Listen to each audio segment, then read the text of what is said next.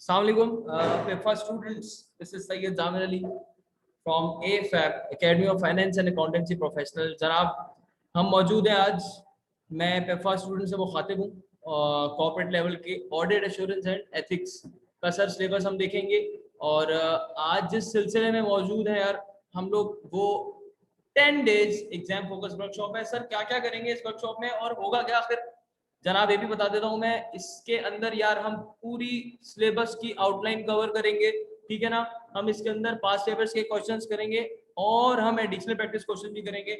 यार जिस बच्चे ने ये 10 दिन की वर्कशॉप ले ली, जिस बच्चे ने ये सवालात कर लिए, जिस बच्चे ने ये क्वेश्चन अटेम्प्ट कर लिए जो मैं यहाँ कराऊंगा 10 दिन के अंदर, यार उसका पेपर इंशाल्लाह आराम और सुकून से पास हो जाएगा। यार हरामखोरी तुम लोगों की है, तुम लोग पढ़ते नहीं हो, ठीक है ना। फिर बच्चा मेरे पास आता है, बोलता है सर पेपर नहीं निकल रहा। अरे भाई कैसे निकलेगा यार, पढ़ेगा तो निकलेगा ना यार। तो भैया पढ़ना जरूरी है, बगैर पढ़े कुछ नहीं होता। सोचोगे तो सिर्फ बैठे रह जाओगे, सोचो बोलो फिर करो, ठीक है। चलो भाई आगे बढ़ते हैं। थोड़ा सा इंट्रोडक्शन दे दूं छोटा सा कि academy of finance and accountancy professionals आखिर किस बला का नाम है। जनाब ये एक ऐसी एकेडमी है जो CA, ACCA, ICMA, पिप्फा, CPA, सीमा और इस तरीके की तमाम सर्टिफिकेशंस को क्लासेस प्रोवाइड कर रही है। और ये सिलसिला कुछ अरसे से चलता हुआ आ रहा है और अब हम पिप्फा के क्रैश कोर्स में एंटर हो रहे हैं। पिप्फा का क्रैश कोर्स क्या है बता चुका हूँ, 10 दिन का क्रैश कोर्स होगा। फिर जो भी अभी बच्चे ज्वाइन कर रहे हैं उनके साथ भी बता दूं मैं, बेटा ये 10 दिन का एक क्रैश कोर्स होगा। आप लोग मुझे मैसेज पे अपनी क्यूरीज बता सकते हो, साइड पे लिखी हुई आ रही होंगी, मैं उनको भी जवाब दूंगा। और बच्चों जो तुम लोग सामने हो तुम लोग भी बता सकते हो, मुंह का इस्तेमाल लाजमी कर लेना, ठीक है ना। मुंह अल्लाह ताला ने दिया है, इस्तेमाल तुम्हारा काम है करना, सही है, इस्तेमाल कर लेना। कोई सवाल हो, किसी किस्म का सवाल हो यार लाजमी पूछ लेना, ठीक है। चलो जल्दी से आगे बढ़ते हैं क्योंकि मुकाबला बहुत सख्त है और वक्त कम। यार एक बहुत जरूरी बात है, वो ये है कि अगर कोई ये सोच रहा है कि यार पिप्फा है ना हो जाएगा, यार क्या हो गया, पिप्फा है ना यार, ऑडिट एश्योरेंस, अरे खैर बेटा यार ज़हन में अपने बात बैठा लो। वक्त के साथ साथ एग्जामिनर तेज हो रहा है, वक्त के साथ साथ एग्जामिनर शातिर। तुम जाके पास पेपर्स निकाल के देखो तो सही। बच्चे आ रहे हैं सर हमें पढ़ा दिया, सिलेबस पूरा हो गया, डांस कर रहे हैं मेरे सामने। यार अल्लाह के बंदे अब तो क्या तेरा खत्म हो गया क्या सब कुछ? भाई सवाल की प्रैक्टिस कर। तुम ऑडिट के पेपर में इंग्लिश लिख के आ जाते हो, फेल हो जाते हो, उसके बाद मेरे पास आते हो सर पेपर नहीं निकल रहा। यार एक तो अल्हम्दुलिल्लाह यार, सुम्मा अल्हम्दुलिल्लाह अभी तक 100% रिजल्ट है हमारा, अल्हम्दुलिल्लाह यार, सुम्मा अल्हम्दुलिल्लाह। क्योंकि मैं यकीन ही नहीं करता इस चीज़ पे कि भैया सामने वाली पार्टी हल्की है। सिंपल सी बात है, मैं चाहे CA को पढ़ा रहा हूँ, चाहे ACC को पढ़ा रहा हूँ, सीमा को पढ़ा रहा हूँ, ICMA को पढ़ा रहा हूँ, CPA को पढ़ा रहा हूँ, पिप्फा को पढ़ा रहा हूँ, बीकॉम, इवन बीकॉम को पढ़ा रहा हूँ, फर्स्ट ईयर, किसी को भी। यार मेरी एक थ्योरी है, जिस लेवल के बच्चे को पढ़ा रहे हैं उससे एक लेवल ऊपर पढ़ाओ, तुम्हारा बच्चा पास, ठीक है। तो यार यही मेरी स्ट्रेटेजी है और यही स्ट्रेटेजी के साथ हम चलेंगे आगे। अच्छा जी, सबसे पहले यार एक चीज जो कि बच्चे अमूमन मिस कर जाते हैं और बोलते हैं यार फिर वही बात, अरे यार पिप्पा है भाई, पिप्पा है यार, क्या तुम्हारे मामू की दुकान तोड़ी है भाई? माना कि पिप्पा है मगर आसान कुछ नहीं है दुनिया में बेटा, दुनिया में कुछ भी आसान नहीं है, तुम भी आसानी से नहीं है इस दुनिया में, ठीक है। अच्छा जी, level 4 audit assurance and ethics. अच्छा बस बाद में बेटा क्लास में अलग से टाइम दूंगा, बाहर रूम है अलग से हमने रखा हुआ है, उसमें जितना हंसना है मिलके हंस लेना, ठीक है। मैं भी साथ में आऊंगा, बीच में मैं आऊंगा, चारों इर्द गिर्द। हाँ बेटा उसके बाद भाई पैसे मैं कहीं और लेके जाऊंगा, तैयार रहना फिर। सही है। चलो भाई आगे यार, चलो खामोश। अच्छा ऑनलाइन वाले बच्चों यार आप लोगों के मैसेज आ रहे हैं, सही, वालेकुम अस्सलाम, वालेकुम अस्सलाम बेटा, वालेकुम अस्सलाम, बहुत सारे। मैं ना हर 10 से 15 मिनट बाद एक साथ सबके मैसेजेस देखूंगा, सही, अनटिल और अनलेस किसी का सवाल ना हो, सही है ना। अब थोड़ी देर में फतवा ना लग जाए कि सर हमने सलाम किया आपने जवाब नहीं दिया और आप वाजिबुल कत्ल हो चुके, सही है, ऐसी कोई थ्योरी आ जाए। इससे पहले मैं डिस्क्लेमर दे दे रहा हूँ भाई, तमाम सवालों के पहले एक साथ मैं एडवांस में वालेकुम अस्सलाम कर रहा हूँ, और आने वाले जो है एडवांस में तो कर चुका, लेकिन फिर भी किसी को मसला है तो उसके लिए मैं यार हर 10 से 15 मिनट बाद जवाब दे दिया करूंगा, मसले की बात नहीं है, ठीक है। चलो आगे बढ़ते हैं। ये है आपका सिलेबस आ गया।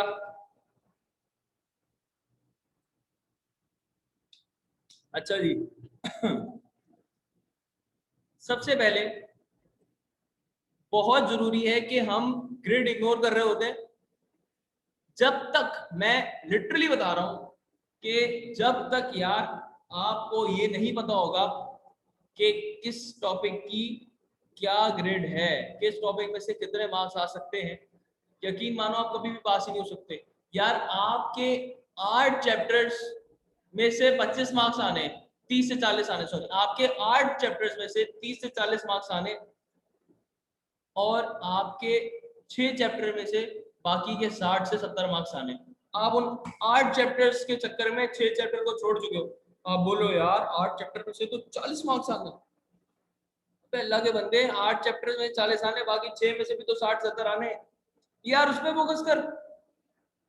तुझे 40 और 30 के पीछे क्यों पढ़ना है भैया? यार ये गलती बच्चा तब करता है जब उसको ग्रेड नहीं मालूम होती। तो अल्लाह के बंदे ये वेटेज जो है ये अपने उन्होंने घर ले जाने के लिए नहीं दी हुई, ये तुम लोगों के लिए दी हुई। इस पर नजर आसानी कर लिया करो कभी। ये आंखें जो कहीं और घूम रही होती है ना, उसको जरा यहाँ पर भी ले आया करो। स्पेसिफिकेशन ग्रेड नाम है इसका यहाँ पर, ठीक है। चलो आगे बढ़ते हैं।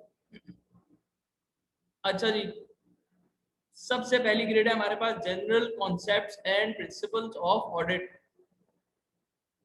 इससे भी पहले मैं आपको एक चैप्टर वाइज ओवरव्यू दे दूं। अच्छा जी, उससे भी पहले मैं आपको एक और चीज दिखा दूं। चैप्टर वाइज मैं आपको ये दे रहा हूँ ओवरव्यू, ठीक है ना। ये हमारे पास चैप्टर है, अपनी अपनी किताबों में आपको नोट सबको दिए हैं, उसमें से देख लेना। मैं ऑनलाइन वाले बच्चों की बात कर रहा हूँ। हाँ बेटा, आप थोड़ा सा आगे जा रहे हो। देखो 2-3 चीजें होती हैं, उससे कभी भी आगे नहीं जाना चाहिए। सही है, एक आध तो बता सकता हूँ, बाकी फिर मुझसे डीएम में पर्सनल में आगे पूछ लेना। सही है ना। तो हमेशा आगे भागने वाला इंसान पीछे रह जाता है। थोड़ा सा सब्र करो, आप बहुत आगे की बात कर रहे हो, सब करेंगे, टेंशन नहीं लो, सब करेंगे, ठीक है मेरा बच्चा। यार ये वो 15 चैप्टर्स हैं। 15 में से अब आप एक काम करो, आप चैप्टर नंबर 5 निकाल दो, तो बचते हैं आपके पास 14। ये वो 14 चैप्टर्स हैं जिनमें से पिफा टेस्ट करेगा। ये वो 14 चैप्टर्स है, ठीक है ना। अब इन चैप्टर्स में से भी जो चैप्टर 6 से लेके 10 तक है, यानी कि ये 5 चैप्टर्स, 6, 7, 8, 9, 10, ये 5 चैप्टर्स ऐसे हैं जो मैं आपको प्रोसीजरल करवाऊंगा, मतलब आपकी फिंगर टिप्स पे आ जाएगा। एक ऐसी ट्रिक है, फिंगर टिप्स पे भी आ जाएगा यार, और आपको उसको याद भी नहीं करना पड़ेगा। और बोलो, आपको याद भी नहीं करना पड़ेगा भैया। 5 मिनट दे दो, पानी पी लो भैया।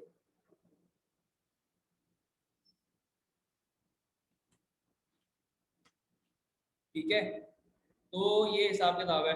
ये आपके पास 15 वो चैप्टर्स हैं यार जो आपको पास करवाएंगे। 15 में से मैंने आपको बता दिया किस तरीके से। अब आप 5 से लेकर 10 तक ये 6 चैप्टर निकालो, आपके पास 9 वो कोर एरियाज हैं जहां से वो टेस्ट करेगा। तो आओ शुरू करते हैं सबसे पहले चैप्टर नंबर 1 से। अच्छा देखो, मैंने आपको पहले ही बताया कि मैं हमेशा बच्चे के एक लेवल ऊपर बढ़ाता हूँ जाकर।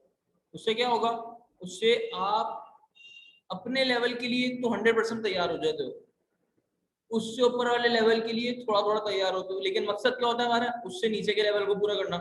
मिसाल के तौर पे, अब मैं अगर आपको एसीसी सीमा ICMA के कुछ क्वेश्चंस करवाता हूँ अगर, तो उससे क्या होगा यार, एक लेवल ऊपर के डिफिकल्टी लेवल इनका एक लेवल ऊपर है, CA का, ICC का, तमाम सर्टिफिकेशंस का जितनी भी है, ठीक है। इससे क्या होगा यार, इससे ये होगा कि आप उस लेवल के लिए तो तैयार थोड़ा थोड़ा हो जाओगे, लेकिन अपने लेवल के लिए 100% तैयार हो जाओगे यार। और यही मेरा मकसद भी है, ठीक है। चलो अब जरा जल्दी से भागकर आ जाते हैं चैप्टर नंबर 1 पे। सर ये क्या भला है चैप्टर नंबर 1, आखिर क्यों उतना तंग किया हुआ इसने? चैप्टर नंबर 1 है concept and need for assurance. Sir अब ये एक चैप्टर है, इसके अंदर 5 पार्ट्स हैं। इन 5 पार्ट्स को मैं आपको कराऊंगा, उसके बाद फिर मैं इसके, अच्छा जैसे हमारा जो क्लास का स्ट्रक्चर होगा वो क्या होगा वो मैं बता देता हूँ। सबसे पहले हम पूरी बुक कवर करेंगे, उसके बाद हम उसके क्वेश्चंस करेंगे, एंड देन फिर पास पेपर्स पे आ जाएंगे, वो करेंगे। सही है, हमारे पास बुक भी कवर हो जाएगी, हमारे पास एडिशनल क्वेश्चन भी कवर हो जाएंगे, और हमारे पास पास पेपर्स भी कवर हो जाएंगे यार, और क्या चाहिए। ठीक है, सब करवा दूंगा मैं, सब कुछ करवा दूंगा बेटा। इसके लिए तुम्हें हकीम के पास जाना पड़ेगा।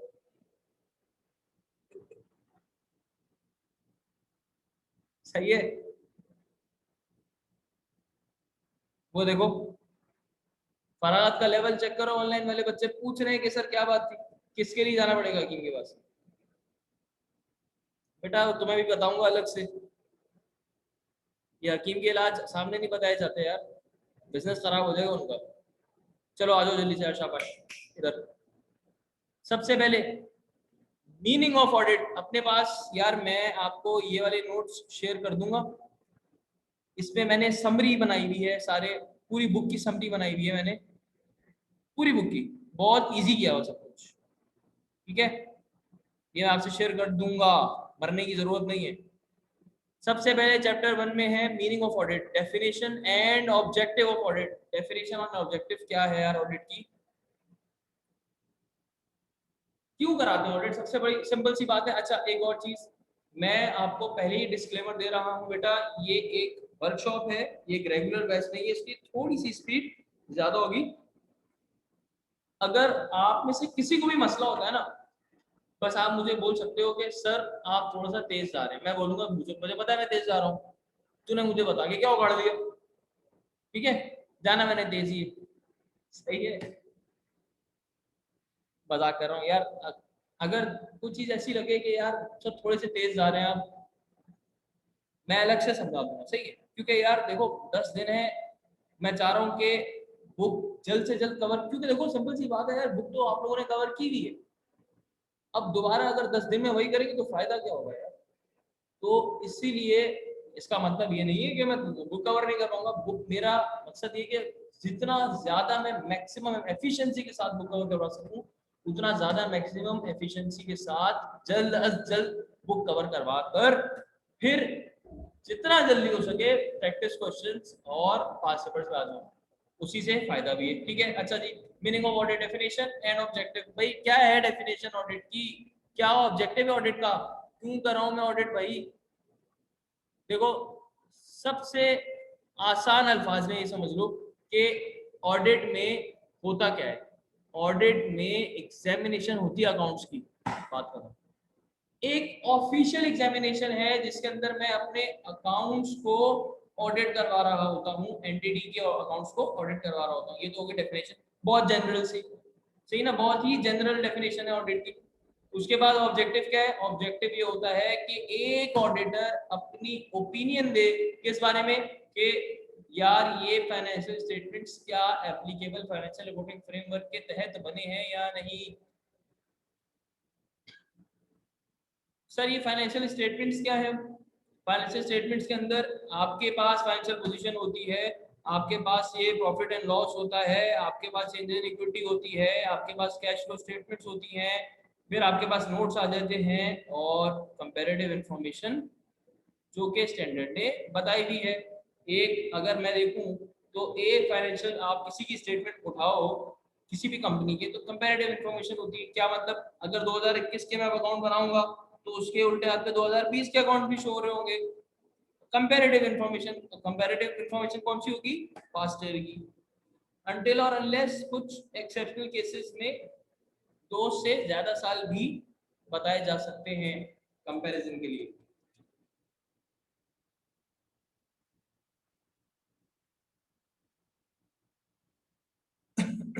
अच्छा जी, अब ये एप्लीकेबल फाइनेंशियल रिपोर्टिंग फ्रेमवर्क क्या चीज है भैया, यार ये आपका एक ऐसा रिपोर्टिंग फ्रेमवर्क है जो कि पूरी दुनिया ने अडॉप्ट किया हुआ है, जो कि अगर मैं पाकिस्तान अकाउंटेंट की बात करूं, पाकिस्तानी अकाउंटेंट की जितनी बॉडीज हैं वो आईफैक के अंदर आती है, international federation of accountant, IFAC, IFAC जो बोर्ड है हमारा आईएफएसी का मेंबर होता है, आईएफएसी की एफिलिएशन लेता है, उसके बाद फिर वो बताता है कि भाई आपको ये स्टैंडर्ड्स ऑप्ट करने हैं, ए अकाउंटेंट, अगर पिप्फा का अकाउंटेंट हो, अकाउंटेंट, तुम्हें ये स्टैंडर्ड्स मीट कर, तुम्हें आईएफआरएस मीट करना, आईफैक बॉडी के मेंबर्स आईएफआरएस मीट कर रहे होते हैं, इंटरनेशनल फाइनेंशियल रिपोर्टिंग स्टैंडर्ड्स, ठीक है। अच्छा जी, अब part 2, concept and accountability. Concept of accountability, stewardship and agency. यार बड़ी सिंपल सी बात कही है इसमें कि अक्सर औकात ऐसा होता है कि हम देखते हैं कि एक बंदा जिसका बिजनेस है यार वही पूरी कंपनी चला रहा होता है, लेकिन क्या ऐसा जरूरी है? नहीं।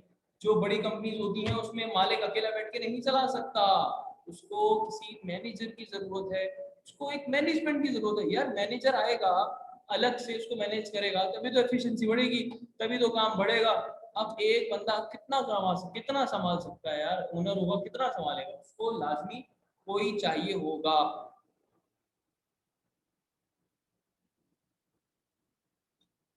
यार बात समझ में आ रही है? ठीक है। अच्छा, तो कोई और अगर रख लिया उस बंदे ने, तो यार उस बंदे को जिसको रखा है उसका क्या काम है? उसका काम है कि अब वो बंदा ओनर का एजेंट है, वो बंदा जो करेगा वो अपने ओनर को रिप्रेजेंट कर रहा होगा। यार सिमिलरली एक डायरेक्टर, एक लिस्टेड कंपनी की बात करूं अगर, जहाँ पे शेयर होल्डर्स भी होते हैं, एक डायरेक्टर शेयर होल्डर का एजेंट होता है, एजेंट के तौर पे काम कर रहा होता है। एक स्टीवर्डशिप का रिलेशन होता है, एक एजेंसी बनी होती है उनके बीच में। हेंस एक डायरेक्टर कंपनी का एजेंट होता है। अच्छा जी, अब आ गए हम ऑडिट रिपोर्ट में। ऑडिट रिपोर्ट से हमें 3 कॉन्सेप्ट्स बताए हुए हैं कि बड़ी सिंपल सी बात है यार, मैं एक ऑडिटर से क्यों ऑडिट करवाऊं? एक अच्छा लॉ की रिक्वायरमेंट है कि भाई एक एक्सटर्नल ऑडिटर से ऑडिट करवाओ, भाई मैं एक एक्सटर्नल ऑडिटर से ऑडिट क्यों करवाऊं? यार मैं अपने कंपनी में किसी बंदे को हायर करके रख लूंगा, एक्सटर्नल ऑडिटर से क्यों ऑडिट करवाऊं? इसका जवाब ये आया क्योंकि भाई अल्लाह के बंदे, वो बंदा इंडिपेंडेंट होगा, उसकी ओपिनियन इंडिपेंडेंट होगी, वो किसी के इन्फ्लुएंस में डर नहीं रहा होगा, किसी के इन्फ्लुएंस में नहीं होगा, किसी से डर नहीं रहा होगा, या उसका डिसीजन किसी और के डिसीजन से कॉन्फ्लिक्ट नहीं। यार एक इंडिपेंडेंट ऑडिटर ही इंडिपेंडेंट ओपिनियन दे सकता है, और यही रीजन है कि लॉ बोलता है कि आप अपने एक्सटर्नल ऑडिटर से ऑडिट करवाओ।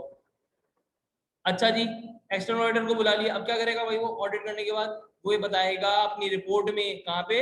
रिपोर्ट में, कि यार आपके फाइनेंशियल स्टेटमेंट्स क्या ट्रू एंड फेयर व्यू दे रहे हैं, क्या प्रेजेंट फेयरली हैं, और सबसे इंपॉर्टेंट कि क्या वो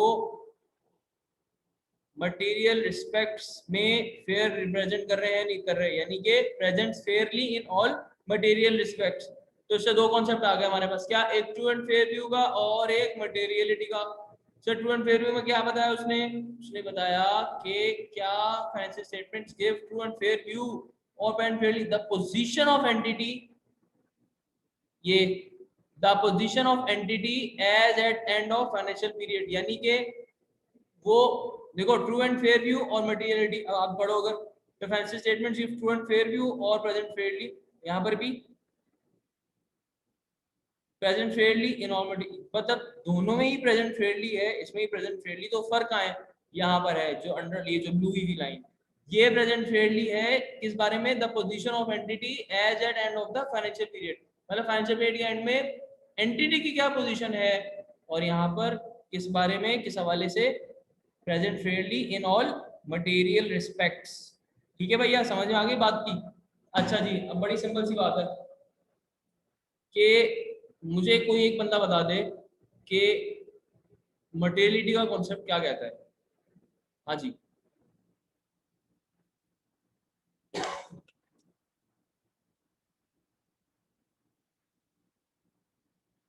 सही।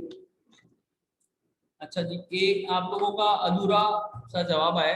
देखो, मटेरियली कॉन्सेप्ट ये बोलता है कि आपके जो फाइनेंशियल स्टेटमेंट्स हैं उसमें से जो मटेरियलिटी कैलकुलेट की है, सही ना, लेट सपोज 5 लाख रुपए आ गए, टोटल एसेट्स का मैंने ले लिया 0.5%। हम आगे पढ़ेंगे मटेरियलिटी भैया, अल्लाह के बंदो पढ़ेंगे सही से, हम आगे सही से देख रहे होंगे, मगर फिर भी सर मतलब क्या कॉन्सेप्ट है, क्या मटेरियलिटी का क्या कॉन्सेप्ट है? देखो बड़ी सिंपल सी बात है, मैंने पहले कैलकुलेट कर ली मटेरियलिटी 5 लाख, मेरे टोटल एसेट्स है 1 बिलियन के,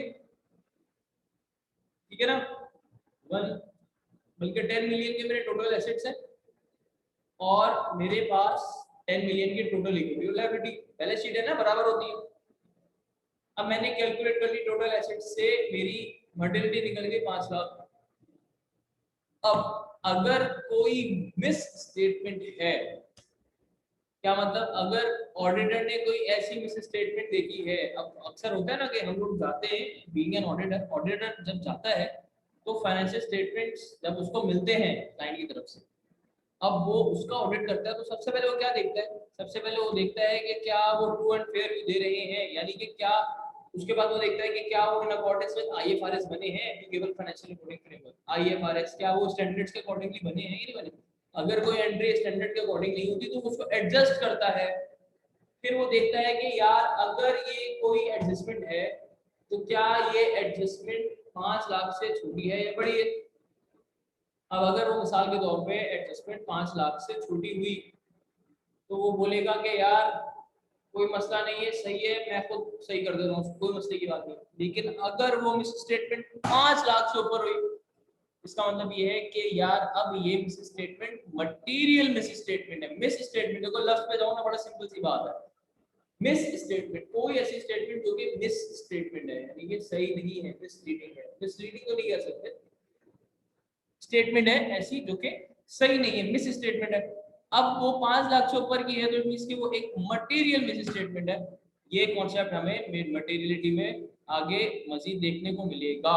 तो क्या आपके फाइनेंशियल स्टेटमेंट इन तमाम मटेरियल मिस स्टेटमेंट से पाक हैं, ये हमें एक मटेरियल कॉन्सेप्ट बताती है। और ये रिपोर्ट में जो लफ्ज है कि gives opinion on whether the financial statements present fairly non-material respect, इसका मतलब ये है कि हाँ हाँ हमारे फाइनेंशियल स्टेटमेंट्स तमाम मटेरियल मिस स्टेटमेंट से पाक है, मटेरियल मिस स्टेटमेंट से पाक है, ठीक है भैया। अच्छा ट्रू एंड फेयर व्यू की बात कर लें अगर, फिर क्या है ट्रू एंड फेयर व्यू, एक ऐसा व्यू जिसमें ट्रू और फेयर का, जिसमें ट्रू में मतलब ये होता है कि फ्री फ्रॉम एरर और ओमिशन, यानी कि इसमें कोई भी किसी किस्म का एरर नहीं है, और फेयर व्यू का मतलब ये होता है कि इसमें कोई बायसनेस नहीं है, ये फाइनेंशियल स्टेटमेंट्स अनबायस्ड हैं। अब देखो बायसनेस का क्या मतलब होता है, आपने हमेशा देखा होगा, अगर आपने प्रोबेबिलिटी पढ़ी है, बड़ी आसान सी एग्जांपल देता हूं मैं, कि वो कहते हैं अब फेयर कॉइन, फेयर कॉइन का मतलब एक ऐसा कॉइन जिसके एक तरफ हेड हो और एक तरफ टेल हो, ये होता है फेयर कॉइन। तो सर अनफेयर कॉइन का मतलब जिसमें दोनों तरफ हेड हो। अब दोनों तरफ हेड हो तो अब मैं उछाल के बोलूंगा भाई क्या प्रोबेबिलिटी है कि हेड आएगा, तो 100% प्रोबेबिलिटी कि हेड ही आएगा, क्योंकि इधर भी हेड है उधर भी हेड है, सही है ना, यकीनन हेड ही आएगा, कुछ भी कर लो, अनटिल और अनलेस रजनीकांत की फिल्म चल रही है और वो बीच में खड़ा हो गया सिक्का, ठीक है, ये अगर हुआ तो फिर अजीब सा कुछ हो जाएगा। अलावा उसके ये 100% हो जाएगा अगर अनफेयर कॉइन हुआ, इसलिए कहा जाता है फेयर कॉइन। क्यों? क्योंकि अनफेयर कॉइन आपके रिजल्ट्स को चेंज कर देगा, आपके एक्चुअल नॉर्मल रिजल्ट्स को चेंज कर देगा, आपके एक्चुअल नॉर्मल डिसीजन को चेंज कर देगा। और यही कॉन्सेप्ट फाइनेंशियल स्टेटमेंट्स में भी है कि यार अगर आप अनफेयर फाइनेंशियल स्टेटमेंट्स बना रहे हैं तो दो यूजर्स ऑफ फाइनेंशियल स्टेटमेंट्स हैं वो डिसीजन से सही नहीं ले पाएंगे, वो अपने फाइनेंशियल स्टेटमेंट्स के ऊपर जो बेस करके डिसीजन लेंगे वो सही नहीं होगा यार। समझ में आ रही है बात? तो ये कॉन्सेप्ट है ट्रू एंड फेयर व्यू का। Sir responsibility of management and दो चार्ज ऑफ गवर्नेंस, सबसे बड़ी गलतफहमी दुनिया में कि ऑडिटर आएगा तो फ्रॉड पकड़ेगा। अरे बेटा ऑडिटर है, एफबीआई की टीम थोड़ी है कोई। किसने बोला कि ऑडिटर फ्रॉड पकड़ने आता है भैया? Auditor examination of financial statement करने आ रहा है, ऑडिटर अपनी ओपिनियन देने आ रहा है कि क्या तुम्हारे financial statements in accordance with applicable financial reporting framework के तहत बने हैं या नहीं, यार क्या तुम्हारे financial statements true and fair दे रहे हैं या नहीं, क्या तुम्हारे फाइनेंशियल स्टेटमेंट्स प्रेजेंट फेयरली हैं इन ऑल मटेरियल रिस्पेक्ट्स या नहीं। ये काम है ऑडिट का, ऑडिटर का। ये नहीं है अल्लाह के बंदो कि फ्रॉड पकड़ने आया है, फ्रॉड पकड़ने आया है। ये बहुत बड़ी मिसकॉन्सेप्शन है, ये बहुत बड़ी मिस जजमेंट है, मिस परसेप्शन, हर किस्म की मिस है ये। तो क्या है रिस्पॉन्सिबिलिटी ऑफ मैनेजमेंट एंड दोस्त चार्ज विद गवर्नेंस। अच्छा सर, ये दोस्त चार्ज विद गवर्नेंस कौन होते हैं बेटा? तुम्हारे फुफा। ये दोस्त चार्ज विद, हाँ बिल्कुल सही बात है ना। क्या होता है, ऐसा ही होता है ना कि अभी कोई दावत है, फुफा का हमेशा मुंह बना होगा कि यार मुझे नहीं बुलाया दावत में। कहीं क्या फुफा होते हैं, कहीं क्या कोई कुछ और ताया वगैरह होते हैं मुख्तलिफ जगहों पे। मतलब ये वो बंदा है जो ना, मतलब हर, अच्छा भाई है कौन ये यार? ये है आपका डायरेक्टर। ये आपका डायरेक्टर है, कंपनी का डायरेक्टर। कंपनी के टॉप मैनेजमेंट के लोग मैनेजमेंट में आ गए और डायरेक्टर्स वगैरह दो चार गवर्नेंस में आ गए। सही है, तो उनकी रिस्पॉन्सिबिलिटी बताई जा रही है। क्या रिस्पॉन्सिबिलिटी? पहली, prevention and detection of fraud. यार ये मैनेजमेंट की जिम्मेदारी है और दो चार गवर्नेंस की जिम्मेदारी है कि वो डिटेक्ट करेंगे, वो प्रिवेंट करेंगे फ्रॉड। मगर ये इनकी प्राइमरी रिस्पॉन्सिबिलिटी है। ऐसा नहीं है कि ऑडिटर के लिए ये कहा गया है कि खबरदार तुम फ्रॉड देखो तो आंखें बंद करके कबूतर की तरह निकल लो। नहीं, तुम्हें ऑडिटर, तुम्हारी प्राइमरी रिस्पॉन्सिबिलिटी नहीं है फ्रॉड को प्रिवेंट और डिटेक्ट करने की, ये मैनेजमेंट है दो चार इसकी रिस्पॉन्सिबिलिटी है। मगर ऑडिटर तुम्हारी सेकेंडरी रिस्पॉन्सिबिलिटी है कि तुम फ्रॉड देखो तो जरूर रिपोर्ट करो। ठीक है, तो मैनेजमेंट ने दो चार्ज गवर्नेंस की प्राइमरी रिस्पॉन्सिबिलिटी है। अच्छा जी, उसके बाद क्या है भाई? Preparation of financial statements. Financial statements बनाने की जिम्मेदारी भी मैनेजमेंट ने दो चार्ज गवर्नेंस की है। और इम्प्लीमेंटेशन और designing of effective internal controls की जिम्मेदारी भी मैनेजमेंट ने दो चार्ज गवर्नेंस की है। इसके अलावा मैनेजमेंट की जिम्मेदारी है कि जब ऑडिटर ऑडिट करने आए तो उसको तमाम इंफॉर्मेशन दी जाए जो कि फाइनेंशियल स्टेटमेंट से रिलेट करती हो, उसको वो तमाम एडिशनल इंफॉर्मेशन दी जाए जो ऑडिट से रेलेवेंट हो, और अनरिस्ट्रिक्टेड एक्सेस दिया जाए हर उस बंदे का जिससे ऑडिटर चाहता है इंफॉर्मेशन रिक्वायर करना। ठीक है, अब ऑडिटर ने एक ऐसी चीज पकड़ी, एक ऐसा पॉट पकड़ा जिसके अंदर प्यून शामिल था। अब प्यून से बात करना चाह रहा है ऑडिटर, मगर मैनेजमेंट बोली नहीं, वो तो हमारा जो है वो बचपन का यार है, वो तो हम चड्डी बड़ीज थे, मैं तो नहीं मिलवा रहा उससे। तो ऐसा नहीं होना चाहिए भाई। अनरिस्ट्रिक्टेड एक्सेस, किसी पर रिस्ट्रिक्शन ना लगी हुई हो कि ए ऑडिटर तुम इससे नहीं मिल सकते, तुम उसे। और आखिर में ये है कि providing written representation to the auditor, यानी कि एक रिटन रिप्रेजेंटेशन देगा ऑडिटर को मैनेजमेंट। उसमें क्या क्या होगा वो हम आगे बढ़ेंगे। आयजा 580 के अंदर सब बताया हुआ है कि रिटन रिप्रेजेंटेशन में क्या क्या है, क्या क्या नहीं है। देखो यार, बेसिकली रिटन रिप्रेजेंटेशन में वो ये बताता है कि हाँ ये मेरी जिम्मेदारी है कि मैंने फाइनेंशियल स्टेटमेंट बनाए हैं, हाँ ये मेरी अपनी रिस्पॉन्सिबिलिटीज को एक्नॉलेज कर रहा होता है। बेसिकली वो एक एक्नॉलेजमेंट होती है कि हाँ हाँ मैं, क्योंकि बड़ी सिंपल सी बात है ना यार, कि अगर वो ट्रायल बैलेंस दे रहा है आपको, ठीक है ना, ये आपको फाइनेंशियल स्टेटमेंट बना के दे रहा है, आपको कितनी गारंटी है वो सही है या गलत है?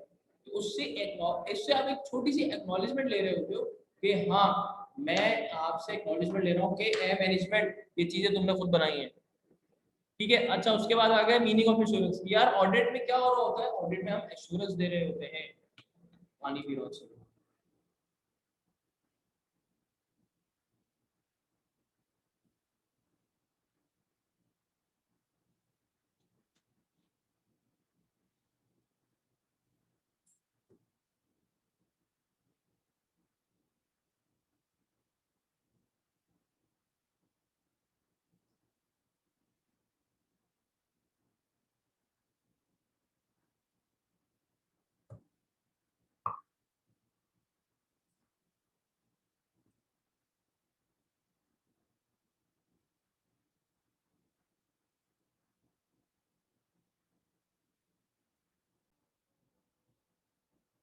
जनाब, मीनिंग ऑफ एश्योरेंस। यार ऑडिट में एक ऑडिटर क्या दे रहा होता है ओपिनियन के थ्रू? यार वो एक एश्योरेंस दे रहा होता है कि हाँ आपके financial statements true and fairly दे रहे हैं। यार हाँ आपके financial statements present fairly in all material respect. यार क्या ऑडिटर इस बात की श्योरिटी 100% दे रहा होता है? एग्जैक्टली, वो इस बात की श्योरिटी 100% नहीं देता। क्यों? क्योंकि स्टैंडर्ड में एक ऑडिटर से कहा गया है कि ए ऑडिटर, तुम कंपनी को रीजनेबल एश्योरेंस दो। अगर तुम एक्सटर्नल ऑडिट पे जा रहे हो और अगर तुम रिव्यू के लिए जा रहे हो, आगे पढ़ेंगे कि एक चीज होती है रिव्यू। देखो जितनी लिस्टेड कंपनी है ना, उनके ऊपर रिक्वायरमेंट है कि वो हर क्वार्टर अपने फाइनेंशियल स्टेटमेंट्स एसईसीपी को और security exchange Karachi stock exchange में जमा करवाएगी। तो इससे क्या हुआ, इससे ये हुआ कि भाई अब हमें सिर्फ एक्सटर्नल ऑडिट जो एनुअली होता है नहीं करना, बल्कि हमें रिव्यू भी करना है, जो कि इंटरिम रिव्यू कहलाता है। यानी कि अगर मेरे 6 महीने हो गए, तो वैसे तो हर क्वार्टर पे जा रहा होता है, यानी कि अगर मेरी जनवरी में स्टार्ट हो रहा है तो मेरा पहला क्वार्टर कब आएगा, मार्च में। उसके बाद मेरे हाफ ईयर कब आएगा, जून में। फिर मेरा थर्ड क्वार्टर कब आएगा, सितंबर में। और मेरा एनुअल कब आएगा, दिसंबर में। तो सिर्फ अच्छा दिसंबर में तो मैं एनुअल ऑडिट करवा रहा हूँ, मगर मैं रिव्यू भी करवा रहा हूँ। तो रिव्यू कब आएगा, वो रिव्यू आएगा जून में। तो क्या मेरे एनुअल ऑडिट की और इंटरिम ऑडिट यानी रिव्यू की नेचर सेम होती है क्या? नहीं, इन दोनों की नेचर अलग होती है। सबसे बड़ा डिफरेंस एश्योरेंस का है कि मैं एनुअल ऑडिट में रीजनेबल एश्योरेंस दे रहा होता हूँ और रिव्यू के अंदर लिमिटेड एश्योरेंस दे रहा होता हूँ।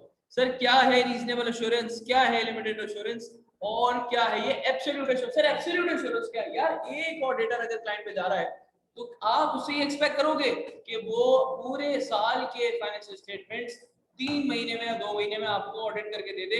नहीं, वो अपना काम सैंपल बेसिस पे करता है। इसी वजह से आपको रीजनेबल एश्योरेंस देता है, वो एब्सोल्यूट एश्योरेंस नहीं देता। वो 100% काम नहीं कर रहा होता, इसलिए वो आपको एब्सोल्यूट एश्योरेंस नहीं देता, बल्कि रीजनेबल एश्योरेंस देता है। सर रीजनेबल एश्योरेंस कैसी होती है? एक पॉजिटिव फॉर्म में ऐसी एश्योरेंस जो कि हाई होती है मगर एब्सोल्यूट नहीं होती। यार ये बात समझ में आ रही है सबको?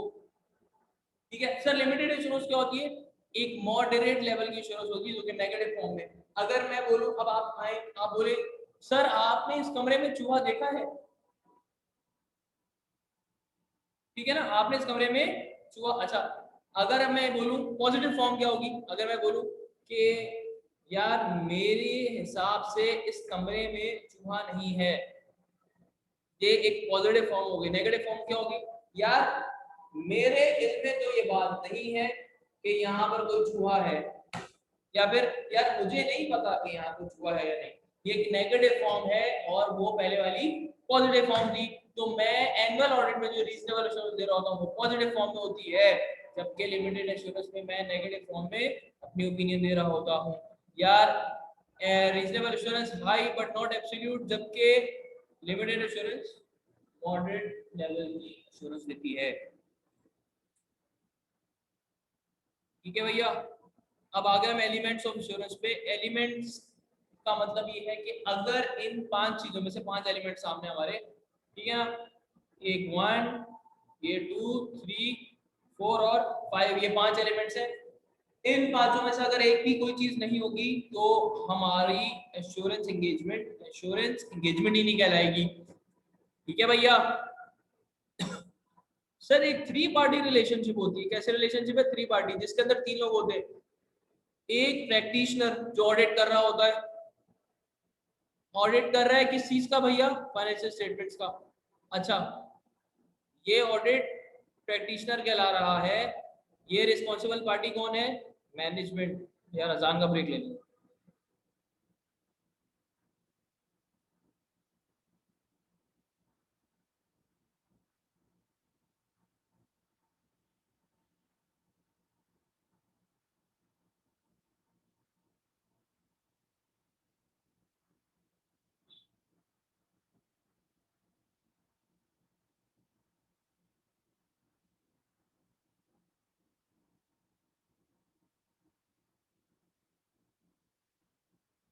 अच्छा जी, रिस्पॉन्सिबल पार्टी कौन हुई आपकी?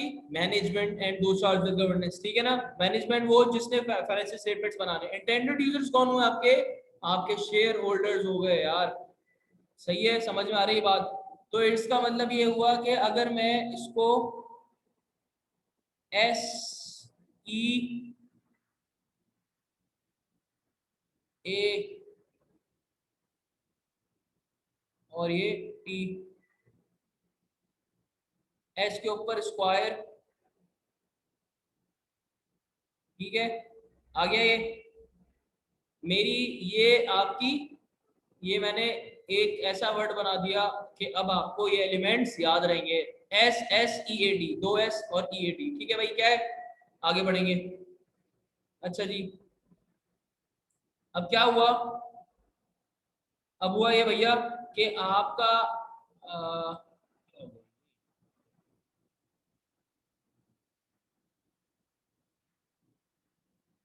सही है, आपका सब्जेक्ट मैटर क्या होगा, सब्जेक्ट मैटर यानी कि जिस पर ऑडिट हुआ जा रहा है। सब्जेक्ट मैटर मेरा फाइनेंशियल स्टेटमेंट्स है। सूटेबल क्राइटेरिया मेरा कि आप किस क्राइटेरिया के बेसिस पर चेक कर रहे हैं फाइनेंशियल स्टेटमेंट्स को, तो हम ऊपर पढ़कर आ रहे हैं कि हम एप्लीकेबल फाइनेंशियल रिपोर्टिंग फ्रेमवर्क्स के तहत देखेंगे कि क्या मेरे financial statements in accordance with that बने हैं या नहीं बने। तो इस हिसाब से मैं IFRS से और कंपनी लॉ से कंप्लायंस भी चेक करूंगा, ये मेरा क्राइटेरिया होगा। सर एविडेंस क्या होगा कि जिस ऑडिट के अंदर एविडेंस ही ना हो वो ऑडिट वो एश्योरेंस एंगेजमेंट नहीं कहलाएगी। तो इसीलिए एलिमेंट्स में एविडेंस का वर्ड भी शामिल है, जिससे हमें सफिशिएंट एंड एप्रोप्रिएट एविडेंस लेना जरूरी है, ऑब्टेन करना जरूरी है। सर सब कुछ होने के बाद ऑडिटर अपनी एश्योरेंस रिपोर्ट देता है, ठीक है। ऑडिटर क्या देता है, अपनी एश्योरेंस रिपोर्ट दे रहा होता है। एश्योरेंस रिपोर्ट में क्या देते हैं, वो अपनी ओपिनियन देता है भाई, कि मेरी ओपिनियन है कि ये सही है भैया। आगे बढ़े यार, अब हम आ गए कंपनीज एक्ट में। कंपनीज एक्ट के अंदर हमारे पास क्या क्या चीजें हैं, हमारे पास appointment, removal and remuneration of auditor है, हमारे पास अपॉइंटमेंट और रिमूवल ऑफ ऑडिटर है, हमारे पास जो रेजोल्यूशन है उससे रिलेटेड वो है जो कंपनीज एक्ट में मौजूद है, हमारे पास रिमूवल ऑफ ऑडिटर्स है, हमारे पास qualification and disqualification of auditors है, rights and duties of auditors है, और ऑडिट ऑफ कॉस्ट अकाउंट्स है। चलो और जरा जल्दी जल्दी से देख लेते हैं। जब कंपनी इनकॉर्पोरेट होती है तो उसके पहले ऑडिटर को बोर्ड अपॉइंट कर ले भैया with in 90 days of the date of incorporation of the company, and the auditors, all auditors so appointed shall hold office until the conclusion of first AGM meeting। क्या मतलब हुआ भाई इसका, पहले ऑडिटर, कंपनी जब तुम क्रिएट हो जाओ तो इनकॉर्पोरेशन तुम्हारी हो जाए तो इनकॉर्पोरेशन के 90 दिन के अंदर अंदर तुम ऑडिटर को अपॉइंट कर लो, और जो ऑडिटर पहला अपॉइंट हुआ है वो फर्स्ट जो आपकी पहली AGM होगी उसमें वो रिटायर हो जाएगा, ठीक है। उसके बाद सब्सिक्वेंट ऑडिटर, उसके बाद का जो ऑडिटर होगा, जो फर्स्ट ऑडिटर के बाद होना होगा, क्या हो गया भैया सर, वो कैसे होगा भाई, every company shall at each AGM appoint an auditor on auditors और auditors on the recommendation of the board. भाई बोर्ड रिकमेंड करेगी आपको कि आप अपनी AGM में ये ऑडिटर रख लें, ठीक है। उससे पहले वो ऑडिटर की कंसेंट लेंगी और इस तरह वो ऑडिटर सब्सिक्वेंट ऑडिटर अपॉइंट हो जाएंगे। अच्छा जी, सब्सिक्वेंट ऑडिटर अपॉइंट कब तक होंगे, until the conclusion of next AGM, जब तक कि अगली AGM नहीं हो जाती सब्सिक्वेंट ऑडिटर आपके ऑडिटर रहेंगे।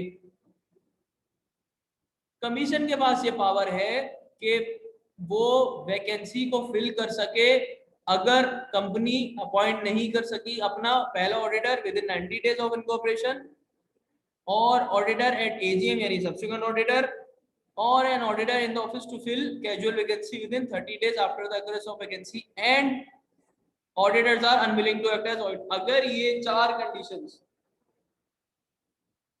कंपनी करने से नाक़िस रहती है, कंपनी नहीं कर सकती, करने से कासिर रहती है, नहीं कर पा रही, तो कमीशन के पास ये ताकत है कि वो खुद अपने एंड से ये चीज कर ले, ठीक है।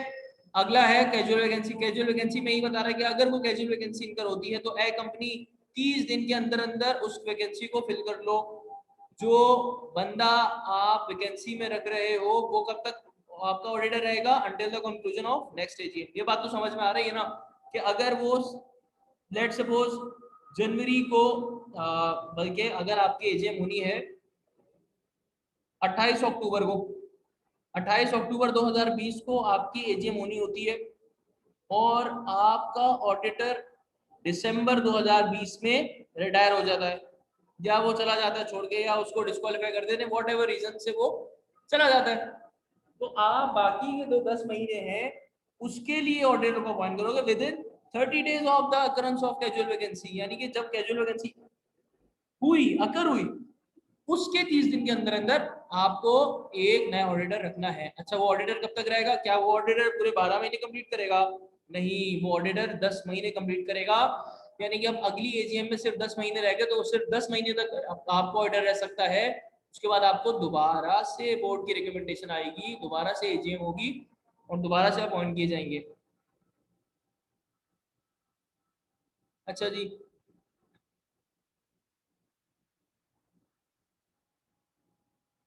अगर वो टेन्योर के बीच में, जिस तरह मेरी एग्जांपल में मैंने बताया कि वो दिसंबर में छोड़ के चले गए या डिस्क्वालीफाई हो गए वॉट एवर रीजन, तो बोर्ड को, कमीशन को बताना होगा और उसकी प्रायर अप्रूवल लेनी होगी, तब कहीं जाके वो एक कैजुअल वैकेंसी फिल कर सकते हैं।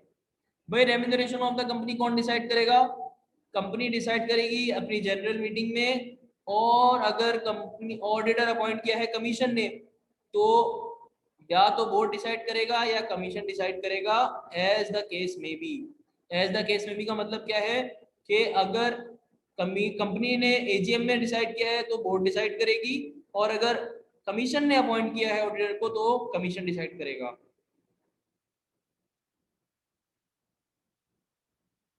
अब आ गया रेजोल्यूशन रिलेटिंग टू अपॉइंटमेंट और रिमूवल ऑफ ऑर्डर।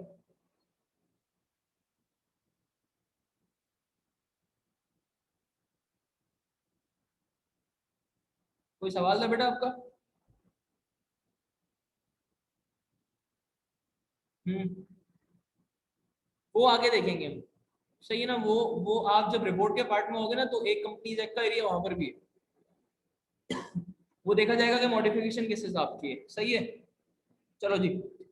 ये resolution relating to the appointment और removal of order, company act में खास तौर पे स्पेसिफाई नहीं किया गया हुआ कि रेजिग्नेशन ऑफ ऑडिटर किस तरीके से होगी, मगर it does address the mechanics of resolution. ये बताया हुआ है कि रेजोल्यूशन किस तरीके से होगी और क्या होगी, स्टेप वाइज दिया हुआ है एक्ट ने कि भाई किस तरीके से ऑडिटर रिजाइन कर सकता है। सबसे पहले भाई, एक रेजोल्यूशन में, कंपनीज की एजीएम में एक रेजोल्यूशन पास होगी जिसमें बताया जाएगा कि भाई हम एक ऑडिटर अपॉइंट कर रहे हैं, किसकी जगह? रिटायरिंग ऑडिटर की जगह। ठीक है, एक रेजोल्यूशन तो ये हो गई। उसके बाद क्या होगा?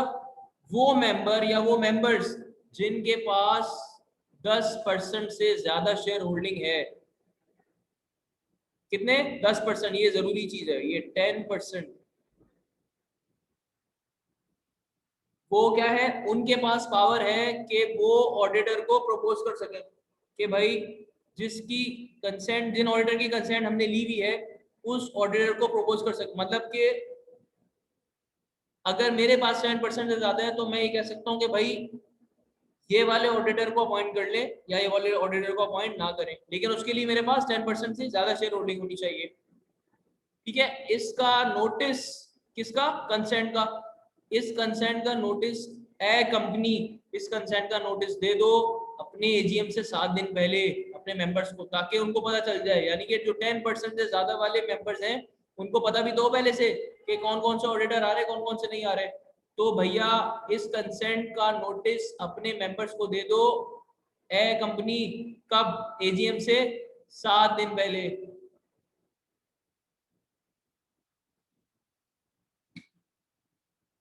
उसी के साथ साथ आप कॉपी भेजो उस नोटिस की रिटायरिंग ऑडिटर को भी। ठीक है, और साथ में वेबसाइट पे भी पोस्ट कर दो। ठीक है ना, ये 4 चीजें।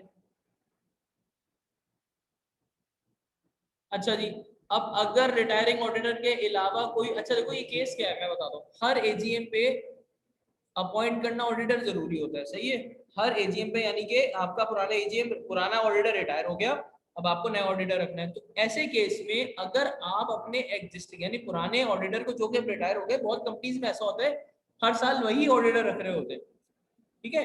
अब इसमें लिमिट दी हुई बैंकिंग कंपनी का अलग है, नॉर्मल कंपनी का अलग है कि भाई आप एक कोई का है कि आप इतने इतने सालों से ज्यादा नहीं रख सकते, किसी का 7 है, किसी का 3 है, किसी का 5 है, सॉरी।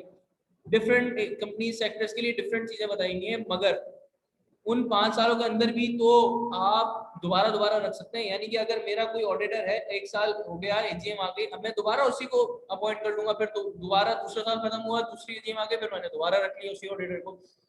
यानी कि जो ऑडिटर पहले था मैं उसी को दोबारा रख रहा हूँ। लेकिन अगर जो ऑडिटर पहले था उसको दोबारा नहीं रख रहा, इट मींस कि वो रिटायर होने वाला है, उसको रिटायरिंग ऑडिटर कह रहा हूँ, ठीक है बेटा।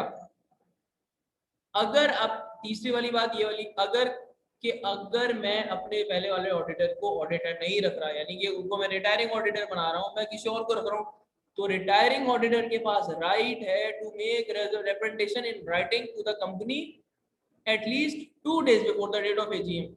Such representation will be read out at the meeting before taking up the agenda of appointment of।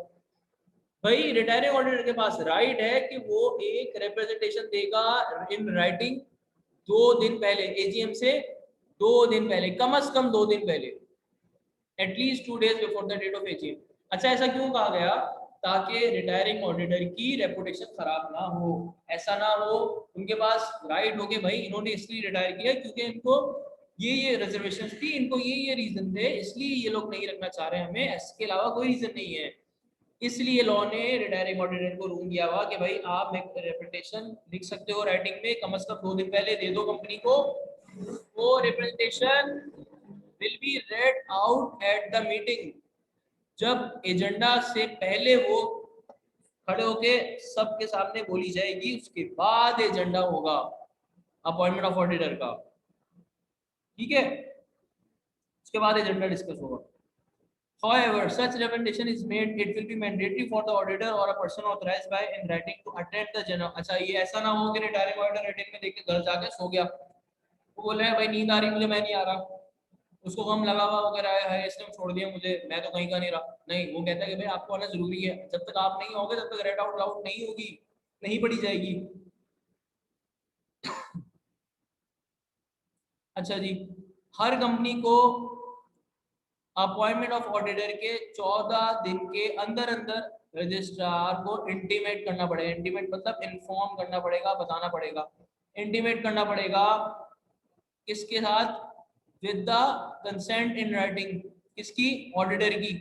जो नया ऑडिटर है उनकी कंसेंट के साथ रजिस्ट्रार को इंटीमेट करना पड़ेगा कि यार रजिस्ट्रार हमने एक नया बंदा रख लिया है, ठीक है भाई, ये बात बैठती भेजे में। अच्छा जी, उसके बाद आ गया रिमूवल ऑफ ऑडिटर्स।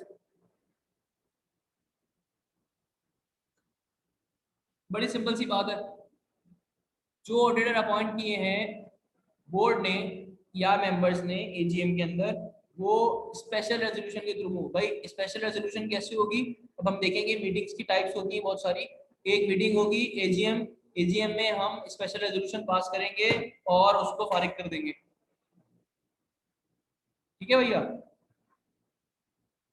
अब ये वो एरिया है जिसमें एग्जामिनर बहुत हंसते खेलते कूदते जो है वो कूट देता है बच्चों को। Qualification and disqualification of auditor. सबसे पहले 2 जनरल बातें की हुई हैं कि एक पर्सन क्वालिफाइड नहीं हो सकता as a appointment of auditor के लिए। कौन कौन सा? 2 अलग अलग बातें करेंगे। एक, in case of a public company और private company which is the subsidiary of public company और अ प्राइवेट कंपनी, कितना having paid up capital of 3 million rupees or more, unless such person is a chartered accountant having valid certificate practice of ICAP or firm of chartered accountants। and देखो यहाँ पे CA वालों को इज्जत दी हुई थोड़ी सी। क्या कहता है? कह रहा है कोई पब्लिक कंपनी या कोई प्राइवेट कंपनी। कैसी प्राइवेट कंपनी? उसके आगे थोड़ा सा डिफाइन कर रहा है। पब्लिक कंपनी तो उसने सीधे सीधे बोल दिया कि भाई कोई पब्लिक कंपनी, उसके अलावा कोई प्राइवेट कंपनी कैसी, जो कि एक पब्लिक कंपनी की सब्सिडरी हो, ठीक है, कोई एक ऐसी प्राइवेट कंपनी जो कि एक पब्लिक कंपनी की सब्सिडरी हो। पब्लिक कंपनी कौन सी होती है भाई? अब हम आगे बढ़ेंगे टाइप्स ऑफ कंपनी में, वहां पे हमें दिख जाएगा पब्लिक कंपनी। बल्कि आप सॉरी बिजनेस लॉ में पढ़ के आते हैं, ये तो ऑडिट है। बिजनेस लॉ में बताता है आपको कि पब्लिक कंपनी क्या है। पब्लिक लिस्टेड भी होती है, पब्लिक अनलिस्टेड भी होती है, ठीक है। ये तो जरूरत नहीं बताने की। अच्छा जी, अनलेस, अच्छा, और a private company having paid up capital of 3 million. भाई ऐसा बंदा ऑडिटर नहीं बन सकता अगर इन कंपनीज में वो चार्टर्ड अकाउंटेंट ना हो, having a valid practice of ICAP. ठीक है, उसके बाद जब तक के आईकैप का सर्टिफिकेट ना हो सीए वाला, तब तक वो इन कंपनीज का ऑडिट नहीं कर सकता, डिस्क्वालीफाई है।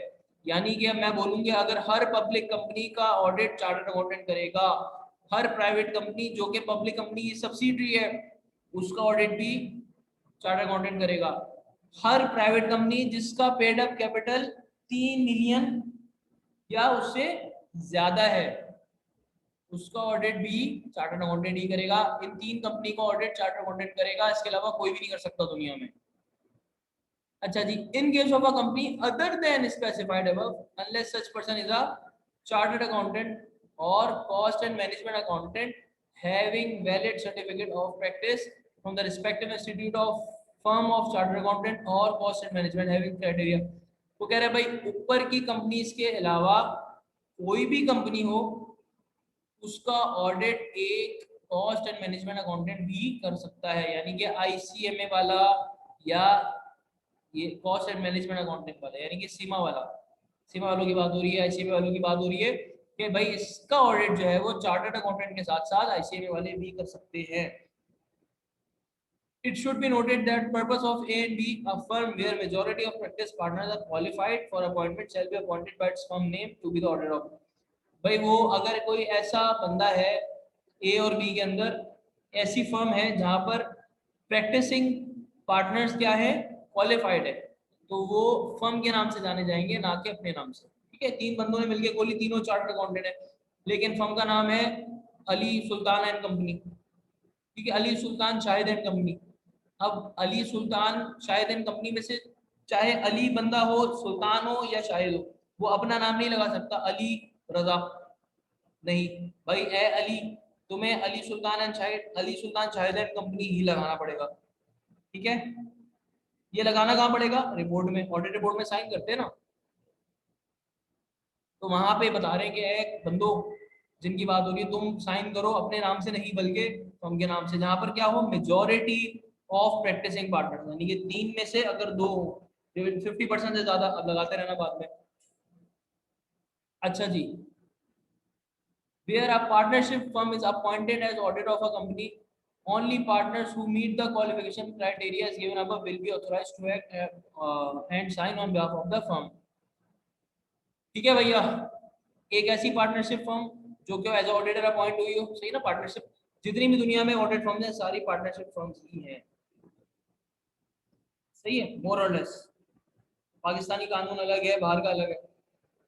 So none of the following person will be, अब वो लिस्ट आ गई कि जिसके अंदर ये वो तमाम लोग हैं जो कि आपके ऑडिटर नहीं बन सकते, कंपनी के यानी कि ऑडिटर नहीं बन सकते, इनको लॉ ने डिस्क्वालीफाई कर दिया। कौन कौन भाई देख लो, a person who is or at any time during the preceding 3 years was, क्या हो, डायरेक्टर, अदर ऑफिसर और एम्प्लॉय ऑफ द कंपनी। भाई एक ऐसा बंदा या एक ऐसा बंदा जो कि अभी कंपनी का डायरेक्टर, ऑफिसर और एम्प्लॉय हो, वो तो ऑब्वियसली ऑडिटर नहीं बन सकता। क्यों, बड़ी सिंपल सी बात है, अगर वो कंपनी का ऑडिटर बन गया और वो कंपनी का डायरेक्टर या ऑफिसर या एम्प्लॉय तीनों में से कुछ भी है, तो यार एक कॉन्फ्लिक्ट आ जाएगा, वो अपने ही काम को ऑडिट कर रहा होगा और ऑडिट का मकसद खत्म हो जाएगा। क्योंकि सिंपल सी बात है, एक सेल्फ इंटरेस्ट, एक थ्रेट आएगा, एक थ्रेट होगा, उसकी कॉन्फिडेंशियलिटी को ब्रेक करेगा, उसकी उसके ऑब्जेक्टिविटी को बेसिकली वो ब्रेक कर देगा। इसलिए क्या होगा, इसलिए मना किया है लॉ ने कि भाई अगर डायरेक्टर, ऑफिसर या एम्प्लॉय कंपनी का है और वही ऑडिटर बनना चाहता है तो ऐसा नहीं हो सकता, ऑडिटर नहीं बन सकता। अच्छा, एक और बात कर दी है लॉ ने, वो कह रहा है कि या तो डायरेक्टर, ऑफिसर या एम्प्लॉय अभी है या पिछले 3 सालों में हो। पिछले 3 सालों में भी अगर हो तो वो फिर भी नहीं बन सकता, इसका मतलब कम से कम उसको 3 साल से ज्यादा हो गए हो तो वो बन सकता है। ठीक है, a person who is a partner of और in the employment of a director, officer, other employee of a company.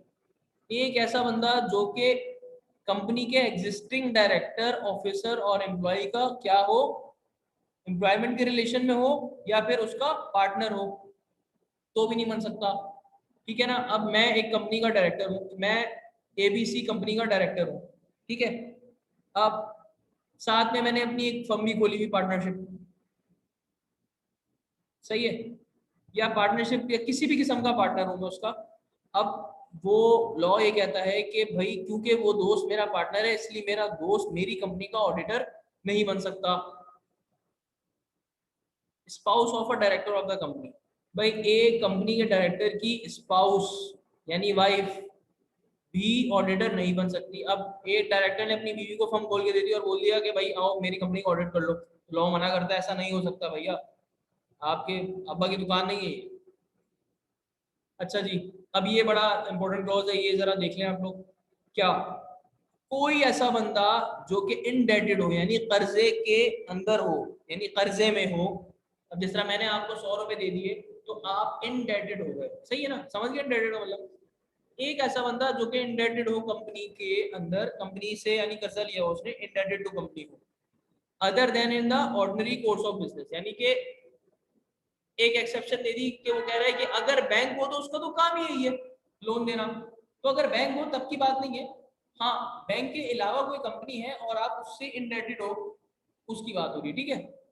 तो if person who is indebted to a company, following persons will not be deemed to be indebted to the company. ये लोग हैं जो कि indebted to the company नहीं कहलाएंगे। कौन कौन से भाई? अ person who owes a sum of money not exceeding 1 million rupee to a credit card issuer, सही है। अब मैंने एक बैंक से क्या लिया हुआ, उधार, अब क्रेडिट कार्ड की पेमेंट देनी है उसको, सही है। अब वो 1 मिलियन से कम है, लॉ कहता है बन सकते हो। 1 मिलियन से ज्यादा है तो लॉ कहता है कि आप उस बैंक के ऑडिट का ऑडिट नहीं कर सकते। या फिर कोई ऐसा सम ऑफ यूटिलिटी कंपनी हो, यानी कि केईएससी, एसएसजीसी, वाटर बोर्ड, कोई भी ऐसी यूटिलिटी कंपनी हो जिसका अनपेड ड्यू कितने दिनों का, not exceeding 90 days shall not be deemed to.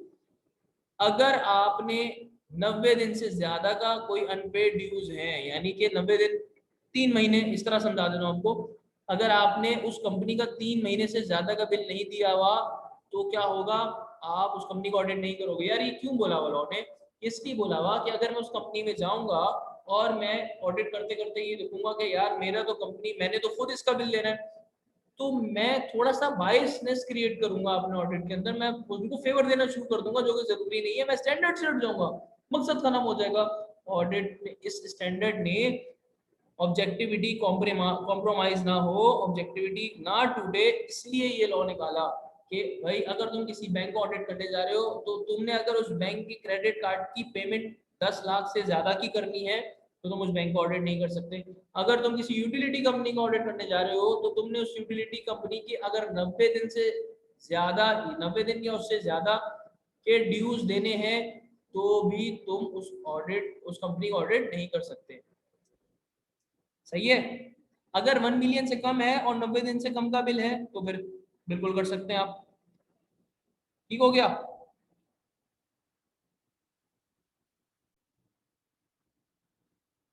Sir कोई ऐसा बंदा जिसने किसी भी किस्म की गारंटी दी हुई हो या कोई सिक्योरिटी दी हुई हो किसी इंडेटनेस के अगेंस्ट किसी थर्ड पर्सन को, ठीक है, तो वो बंदा भी ऑडिट नहीं कर सकता। कोई ऐसा बंदा या ऐसी फर्म जो कि किसी बिजनेस रिलेशनशिप में हो उस कंपनी के साथ, वो भी ऑडिटर नहीं बन सकती।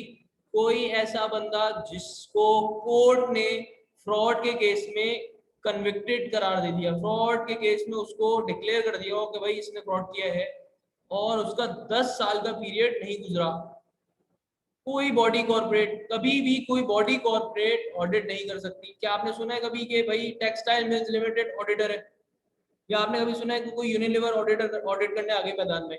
नहीं, एक पार्टनरशिप फर्म ही ऑडिट करेगी हमेशा।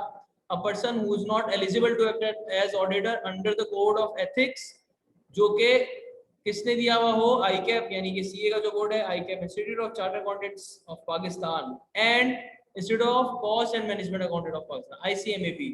ठीक है भैया, जिसको खास तौर पे आईकैप और आईसीएमएपी ने बोल दिया हो कि ये बंदा ऑडिट नहीं कर सकता, वो पर्सन। अब ये बहुत इंपॉर्टेंट है, जरा गौर से देखना, 5 मिनट चाहिए, सुन लो।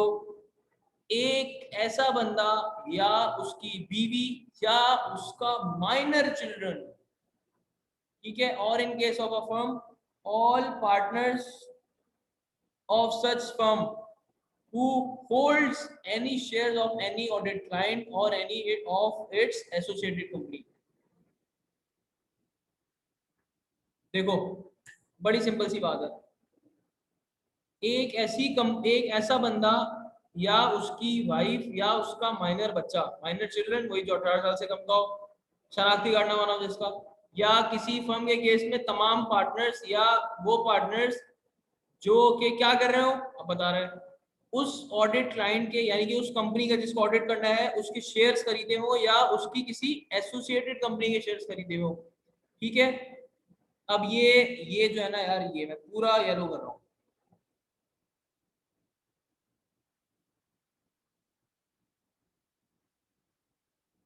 यहाँ तक बहुत जरूरी है, ये इसी वाले पॉइंट से रिलेटेड है, और से सुनना। Provided that if such person holds share prior to his appointment as auditor, whether as an individual or a partner in a firm, the fact shall be disclosed on his appointment as auditor and such person shall disinvest such shares within 90 days of such appointment। यार appointment उसकी हो गई, उससे पहले कि उसने audit client के shares उठाए हुए थे, तो उसकी ड्यूटी है कि वो डिस्क्लोज करे और 90 दिन के अंदर अंदर वो उसको डिसइन्वेस्ट कर दे। 90 दिन ऑफ व्हाट, 90 दिन ऑफ सच अपॉइंटमेंट। अगर तो उसने डिस्क्लोज किया और डिसइन्वेस्ट कर दी with in 90 days of such appointment, he और she can become an auditor. ठीक है, अब ये जनरल क्लॉज को गौर से देख लेना जरा यार, उसको अलग ही रंग से मैं कर रहा हूं। A person will not be qualified for appointment as auditor of a company if क्या और से he is due to the above mentioned disqualifications is disqualified for appointment as auditor of any company। अगर वो बंदा ऊपर दी हुई डिस्क्वालिफिकेशंस के मुताबिक डिस्क्वालीफाई हो जाता है अपॉइंटमेंट एज ऑडिटर के, यानी कि अब वो अपॉइंट नहीं हो सकता ऑडिटर, या फिर उसकी ऐसी कंपनी, अब गौर से सुना, of any other company which is that companies subsidiary or that company's holding or subsidiary of that holding company। यानी कि एक ऐसा बंदा जो कि डिस्क्वालिफाइड हो, वो डिस्क्वालिफाइड है किसी भी कंपनी, अलग दूसरी कंपनी का, जो कि क्या हो, which is that company subsidy. अब यानी कि अगर मिस्टर खलील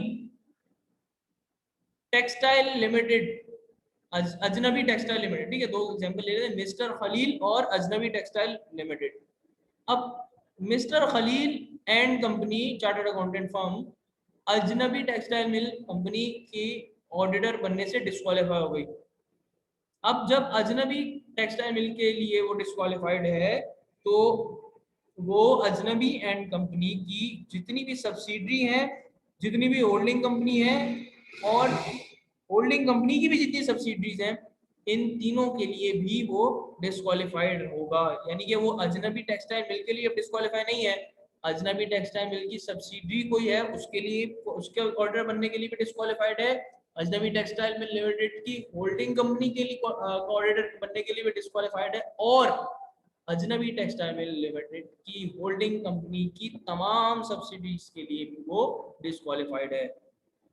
ठीक है, अच्छा जी, उसके अपॉइंटमेंट के बाद पता चला कि भाई वो डिस्क्वालीफाइड है, उसको इमीडिएटली ऑफिस छोड़ना पड़ेगा, यानी कि इमीडिएटली डिस्क्वालीफाई हो जाएगा। सही है, उस पे अगर वो पता है उसको कि ऑडिटर नहीं बन सका, लेकिन फिर भी वो ऑडिटर की तरह कर रहा है, तो उसके ऊपर पेनल्टी ऑफ लेवल 2 लगेगी ऑफ द स्टैंडर्ड स्केल। अब ये सारे पेनल्टी शेड्यूल्स में बताई हुई हैं, अलग कॉर्पोरेट लॉ है, इस पे अलग पेनल्टी के शेड्यूल्स हैं, आपके कोर्स में नहीं है, फिलहाल सिर्फ इतना है कि उस पर पेनल्टी लगेगी। Appointment of as auditor of a company of an unqualified person who subject to any disqualification shall be void। उसकी अपॉइंटमेंट कहलाएगी ही नहीं, Where such an appointment is made by the company, the commission may appoint a disqualified person in place of the auditor appointed. यानी कि अब क्या होगा, अब commission appoint करेगा, क्योंकि अब एक ऐसी कंपनी ने एक ऐसा ऑडिटर अपॉइंट किया था जो कि क्वालिफाइड ही नहीं थे, जो कि डिस्क्वालिफाइड थे, सब्जेक्ट टू अब डिस्क्वालिफिकेशन जो हमने पढ़ी है। ठीक है, घर से नहीं लेके आ जाएगा अपनी डिस्क्वालिफिकेशन। सही है, इसको अब यहाँ तक रखते हैं आज। कल हमारा ड्यूटीज ऑफ ऑडिटर रह गया। ठीक है, उसके बाद हमारा ऑडिट ऑफ कॉस्ट अकाउंट है। फिर हमारे पास ये एरिया में से सिर्फ ये दो चीज़ें इंपॉर्टेंट है, और इसी को मैं पढ़ाऊंगा, बाकी कोर्स में नहीं है आपके, कि ओवरऑल ऑब्जेक्टिव क्या होता है इंडिपेंडेंट ऑडिटर का, और स्कोप क्या है टर्म और फाइनल ऑडिट का। ठीक है, इसकी शक्ल भी दिखा देना आपको कैसा लगता है दिखने में। ये इसकी शक्ल है। ठीक है, ये इसमें छोटी छोटी बातें कर रहा है, और इसका स्कोप आ गया टर्म और फाइनल ऑडिट का। उसके बाद हम पढ़ेंगे कि क्या एडवांटेज हैं और क्या लिमिटेशन है स्टैट्यूटरी ऑडिट की। इस तरह हमारा चैप्टर 1 खत्म हो जाएगा और फिर हम आगे बढ़ जाएंगे। सही है भाई, आज इसको तमाम कर दें इंशाल्लाह। अब कल ही होगी, इसी टाइम पर होगी। ठीक है, 6:30 बजे स्टार्ट होगी क्लास। सही है, चले भाई। अब आप लोगों के क्वेश्चंस थे वो जरा पूछ लें। ऑनलाइन वालों का क्वेश्चन नहीं है, इसलिए यहाँ से तो मैं जरा बंद कर दूँ, मेरी बैटरी भी खत्म हो रही है।